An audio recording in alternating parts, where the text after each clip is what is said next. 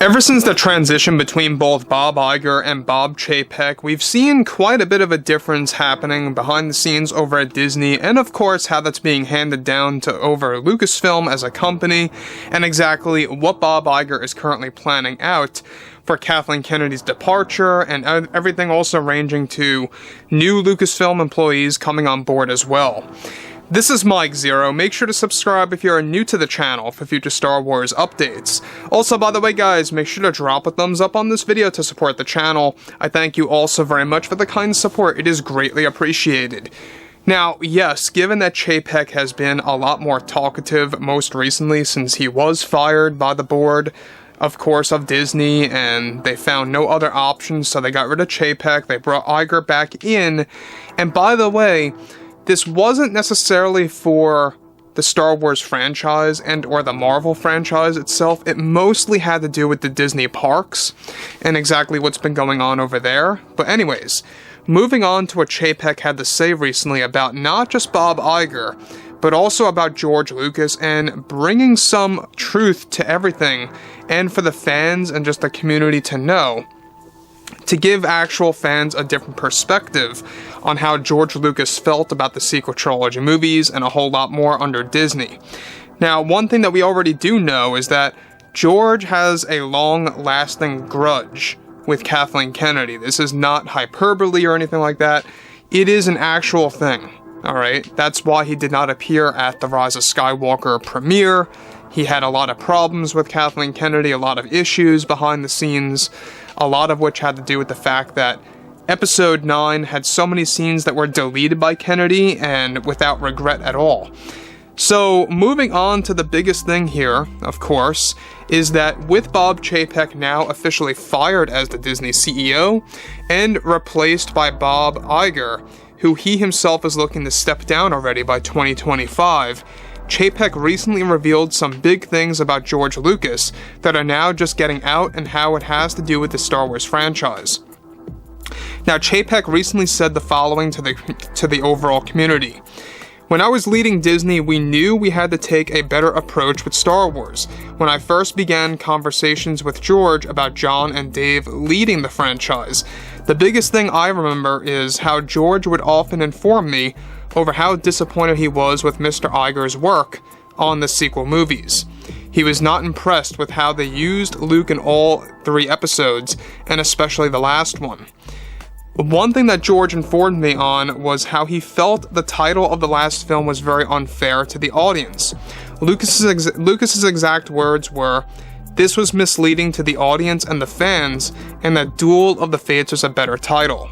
Now let me just stop right here for 1 second of what Chapek's putting out here is that he's making it clear that George had a lot of problems with Episode 9's official title being called The Rise of Skywalker. Now, for those of you that don't know, George Lucas actually endorsed Colin Trevorrow's ideas for the title being Duel of the Fates and how the movie was going to feature a brand new villain. Of course, Tor Valen was the character's name. It was going to feature, Kylo Ren being a whole lot more villainous in the role and really just giving us a different perspective on everything. So, Colin's idea for Episode 9 fell apart after Disney's worries over the Jurassic World movies not getting the greatest fan reception at the time, and that's why, mainly Kathleen Kennedy dropped him. And I thought that was a little judgmental. I think that, to blame one creator on one franchise, isn't necessarily enough to judge them on how they're going to perform on Star Wars, But let's face it, who knows what would have really happened with Duel of the Fates. All I know is that looking at the concept art, looking at the story ideas, it was a lot better than Episode 9 that we got in theaters. So, Bob Chapek really putting it out there that Lucas had a lot of problems with Episodes 7 through 9 and exactly how Episode 9 was titled is exactly why he has a lot of issues with Kathleen Kennedy and more. So Chapek goes on to continue and say the following as well. He would often tell me that Mr. Iger would often disregard Lucas's calls and concerns about the sequels that were being made at the time. Before my time came to an end over at Disney, I had a goal in mind to fulfill Lucas's dream for Star Wars, which is why I have allowed John and Dave to take part in that very well.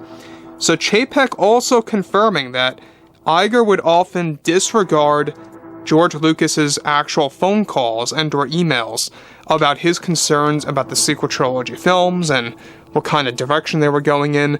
You know, looking back, way back in 2013, when Kathleen Kennedy promised to George that she was going to take care of these characters, that she was going to promise to really respect the lore and respect the philosophy.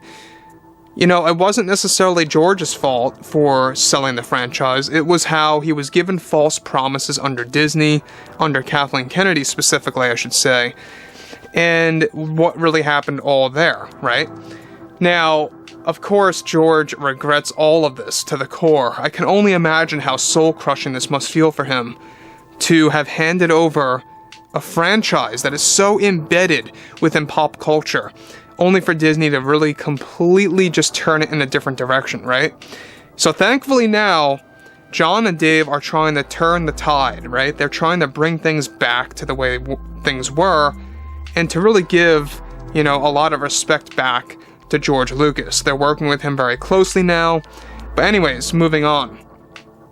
Chapek goes on to conclude, I can tell fans with confidence that they will succeed. He's talking about John and Dave, and that Mr. Iger will not be interfering with any of that, as one of the things that we agreed on before I left Disney was at the end of everything, Lucas of course felt Mr. Iger needed to get a grip on things with his franchise.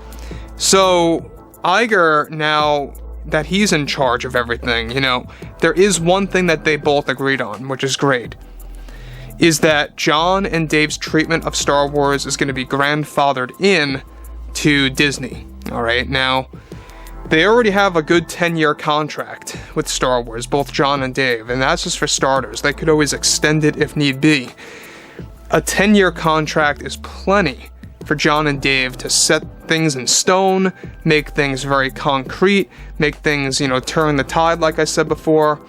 They got quite a while. You know, John's only been with us, you know, with Dave Filoni since 2019, and a lot has happened since then. You know, 19, 20, 21, 22, the first 4 years, they've had a great time so far.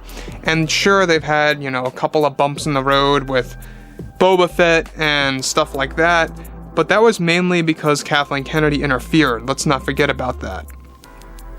So on top of all of this, guys, I mean, I think that there's a lot of great things coming out of this. The fact that Chapek is making this more vivid, you know, more apparent to the casual audience, you know, letting everybody know that George did not necessarily endorse episodes 7 through 9 and had deep, you know, issues with those projects. So overall, you know, I would love to hear what everyone has to say about all of this below in the comments. And if you guys did enjoy the content for today, make sure to drop a thumbs up on this video to support the channel. I thank you all so very much for the kind support, and I'll catch you guys next time.